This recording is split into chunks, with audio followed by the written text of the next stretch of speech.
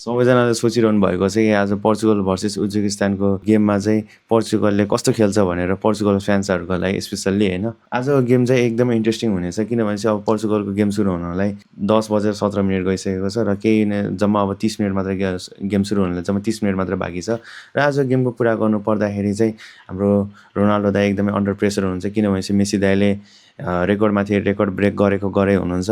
र अर्को कुरा गर्नु पर्दाखेरि चाहिँ पोर्चुगलको टिमले आज टिम जसरी काम गर्नुपर्छ किनभने चाहिँ भिटिना, जोआ नेभिस र ब्रुनो फर्नान्डेस भनेको चाहिँ एकदमै वर्ल्डको टप क्लास अट्याकिङ मिडफिल्डर र सेन्टर मिडफिल्डर हो। र त्यसपछि अर्को कुरा गर्नुपर्दा अस्ति नेपाली चाहिँ नुनो मेन्डिसले जति आफ्नो क्वालिटी देखाउनु पर्ने चाहिँ देखाएको थिएन। र अर्को कुरा गर्नुपर्दा जोआ क्यान्सेलो एकदमै राम्रो खेलिरहेको छ। तर अझै पनि रोनाल्डो भनेको पनि टिममै हो, तिमीहरूले पास दिनुपर्छ के केटा हो।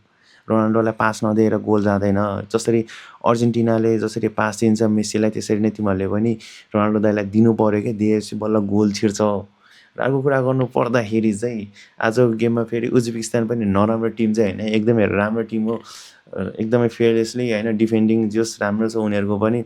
अस्तिको जस्तै डिआर कङ्गो जस्तै हुनसक्ने चाहिँ चान्सेसहरू चाहिँ प्रोबेबिलिटी 70% त छ।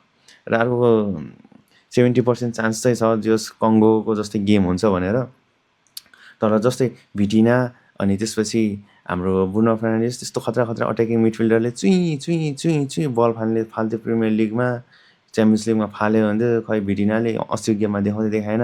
र आजको गेममा चाहिँ देखाउनुपर्छ। मेसीले त्यस्तो रेकर्ड ब्रेक गरेछ, मेसीलाई पास दिनुपर्छ भनेपछि छ तिमीहरूले पनि दिनु पऱ्यो कि केटा, पोर्चुगलले आज केही गर्नु पऱ्यो।